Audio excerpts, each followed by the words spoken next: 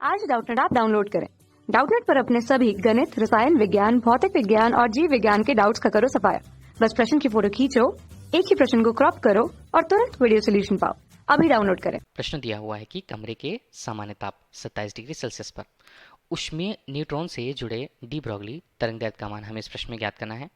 इस प्रकार स्पष्ट भी करना है कि क्यों एक तीव्रगामी न्यूट्रॉन को न्यूट्रॉन विवर्तन प्रयोग में उपयोग में लाने से पहले वातावरण के साथ तापीकृत किया जाता है। इसका कारण क्या है? जहां हमें न्यूट्रॉन के लिए उसका द्रव्यमान 1.675 गुणा 10 की घात 27 किलोग्राम दे दिया गया, जहां तापायनिक उत्सर्जन की बात है। इस स्थिति पर ऊष्मीय न्यूट्रॉन से संबंधित यदि हम डी ब्रोगली तरंगदैर्घ्य की बात करें, डी ब्रोगली,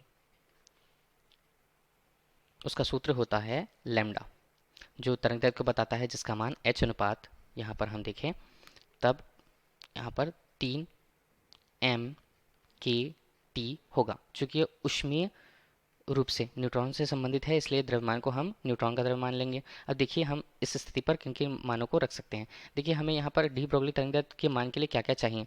जहाँ h हमें क्या प्रदर्शित करता है, h हमें यहाँ पर बताता है प्लांक नियतांक को, जिसका एक निश्चित मान होता है जो प्लांक द्वारा क्वांटम सिद्धांत के अंतर्गत उत्पादित किया गया था, जिसके मान को m यहाँ पर न्यूट्रॉन के लिए उसका द्रव्यमान होगा, न्यूट्रॉन द्रव्यमान। इसी तरह के हमें बोल्ट्जमैन नियतांक को बताता है, बोल्ट्जमैन नियतांक क्या है? बोल्ट्जमैन नियतांक यदि हम किसी गैस आधारित बात करें तो गैस के लिए उसकी आर अर्थात गैस नियतांक का मान और एवोगैड्रो संख्या के अनुपात के बराबर होता है, जिसका मान भी निश्चित होता है। और यहाँ पर टी संगत ताप को बताता है परम ताप के रूप में। अब यहाँ पर हम देखते हैं तो प्लांक नियतांक का मान निश्चित रूप से कितना होगा।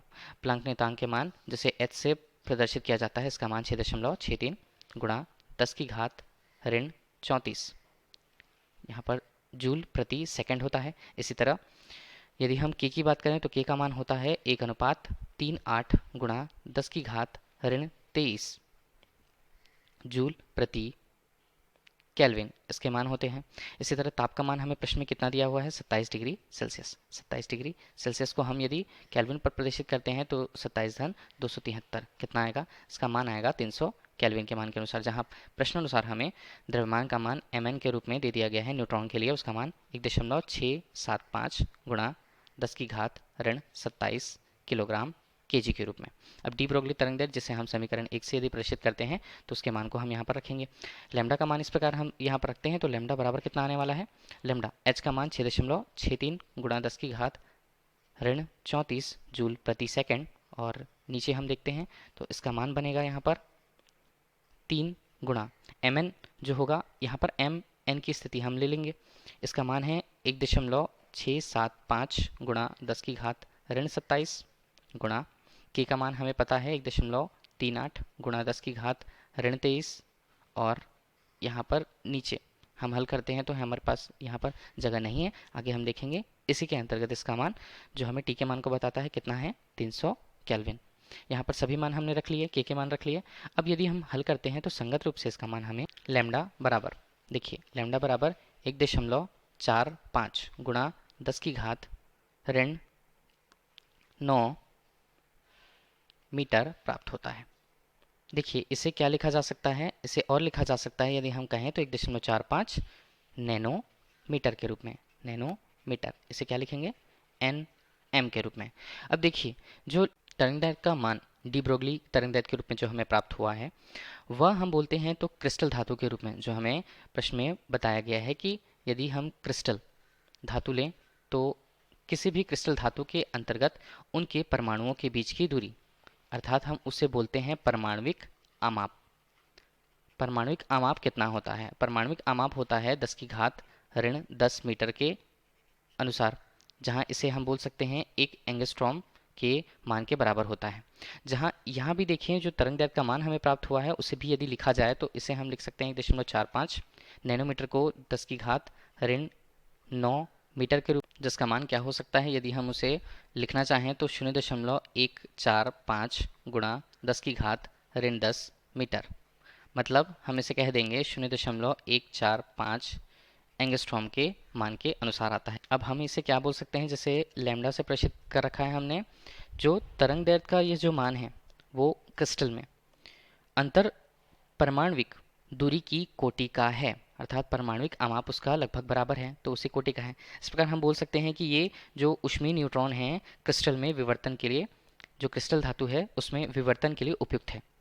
अब चूंकि हमने यह जान लिया कि वो जो परमाणविक आमाप था तरंगदैर्घ्य जो हमें प्राप्त हुआ है उसके आमाप के लगभग बराबर है, इस प्रकार वह विवर्तन के लिए प्रयुक्त होगा। दूसरी स्थिति में हमसे कहा गया है कि इस प्रकार स्पष्ट करना है कि यदि एक तीव्रगामी न्यूट्रॉन है तो उसे न्यूट्रॉन विवर्तन प्रयोग में लाने से पहले वातावरण के साथ तापीकृत अर्थात गर्म क्यों किया जाता है। अब हम इसकी बात करते हैं तो देखिए, यदि कोई एक तीव्रगामी न्यूट्रॉन है, दूसरी स्थिति की हम बात करते हैं, तीव्रगामी जो न्यूट्रॉन है उसके संगत यदि हम उसकी गति को बोलें तो गति अधिक होगी। गति के अधिक होने से संबद्ध उसकी जो ऊर्जा होगी वह गतिज ऊर्जा के रूप में ऊर्जा जो है बहुत ज़्यादा अधिक होगी।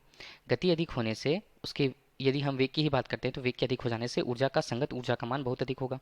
संगत ऊर्जा के मान से इस प्रकार न्यूट्रॉन जो हमें प्राप्त होगा उसके संगत तरंगदैर्घ्य का मान, चूँकि हम जानते हैं तरंगदैर्घ्य उसके व्युत्क्रमानुपाती होती है, तरंगदैर्घ्य यदि लैम्डा का मान है तो वो कभी काफ़ी कम होगा।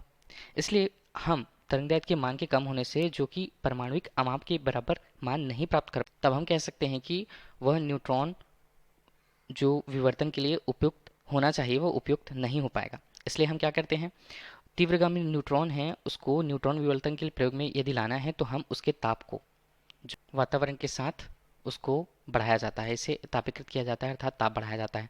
ताप बढ़ाने के संगत उसके तरंगदैर्घ्य पर वातावरण के साथ तरंगदैर्घ्य के मान में इस प्रकार वृद्धि होगी तरंगदैर्घ्य के मान पे, तब हम उसे क्रिस्टल में विवर्तन प्रयोग के लिए उपयुक्त कर पाएंगे। तो यह स्थिति होती है जो हमसे प्रश्न में पूछा गया था।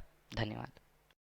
कक्षा 6 से 12वीं से लेकर नीट, IIT, JEE वो एडवांस के लेवल तक 1 करोड़ से ज्यादा छात्रों का भरोसा। आज ही डाउनलोड करें डाउटनेट ऐप या व्हाट्सएप करें अपने सारे डाउट्स 8400 400 400 पर।